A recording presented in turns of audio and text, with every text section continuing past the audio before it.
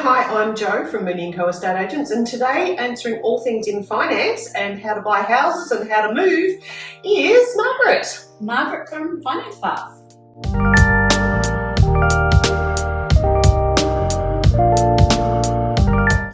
Margaret, when people have a house, Yep. and then they want to buy another house, so usually they're going to sell that property, but they don't always have access to additional funds. Most people who've got a home, their money is tied up in that house, and when they sell it, they can't always access their deposit from their purchaser. So what are their options to buy a place, have access to a deposit that allows them to do that? The quickest and easiest way is a deposit bond.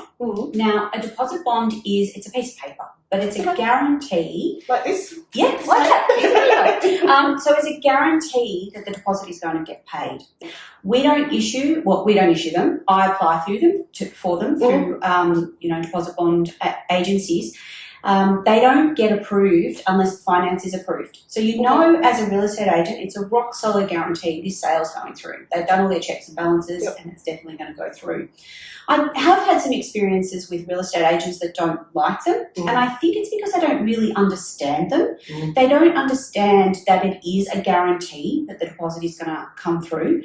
For some reason in Victoria, agents are really hooked up on needing the cash deposit, which is kind of a bit strange because it goes into a trust account anyway. So, do you have clients that ask about deposit bonds? We do, and actually one of my vendors asked about it the other day, wanting to know whether they would be at a disadvantage because they would be needing to use a deposit bond.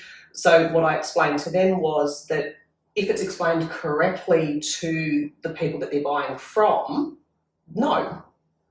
But they have to also realise that if they're using a deposit bond or if they're accepting a deposit bond, that they're not going to be able to access that as cold cash prior to settlement.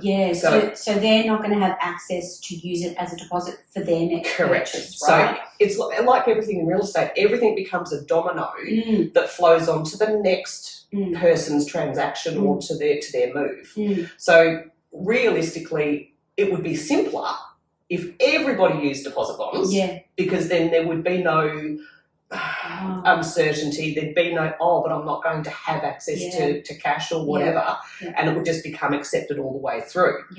If the person you're buying from doesn't need, like in a short settlement, for instance, it can take 30 days for the deposit to be made available, even if a cash deposit's paid. So if you're settling in 30 or 45 days, a deposit bond shouldn't actually make one squat of difference to any party on either side. So I personally quite like them. I just find them very streamlined. Like you said, there's that level of security where you know that everything has been ticked off, checks and balances have happened, and everybody is happy. I think it's an extra level of security for real estate agents, right? Someone could actually come along and pay the 10% deposit, but there's no evidence that loan has been approved when they pay that deposit, right? So, but then an agent looks at it and goes, unconditional, not my problem. Exactly. They don't really care, right? We've got our deposit if the sale falls over. But I mean, it's a bit of an inconvenience to the vendor and to everybody. To everybody. So the deposit bonds are, they're a really good tool to have in your back pocket. So I know of a couple. Can you just outline it? Give me the names of a couple of those So providers? There's Deposit Assure and there is Deposit Power. They're the two I know. They're the two. I think there's a third one in the market. I personally like Deposit Assure. They're quick and easy, really, really simple to get. So you normally apply for them on your client's behalf? Yeah, that's right. I process it. I enter it all into the system, give Deposit Assure all the evidence that they need that it's been approved and that, if there's a shortfall, here's the statement, here's backup. And the deposit bonds are issued like that. They're very quick. Very quick. Because I have had some clients sellers and purchasers who've gone online and just ordered them themselves. Yeah, they can do it themselves. There's no disadvantage or advantage. It costs the same whether they do it themselves or I do it.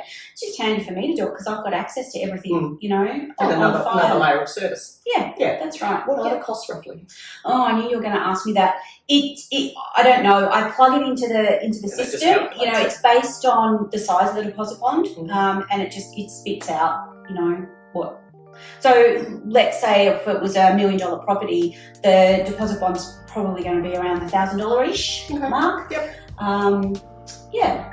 For that convenience. Yeah, exactly. For a little piece of paper. Yeah, for a piece of paper. That's worth a lot of money. Yes, it is. Yes. Awesome.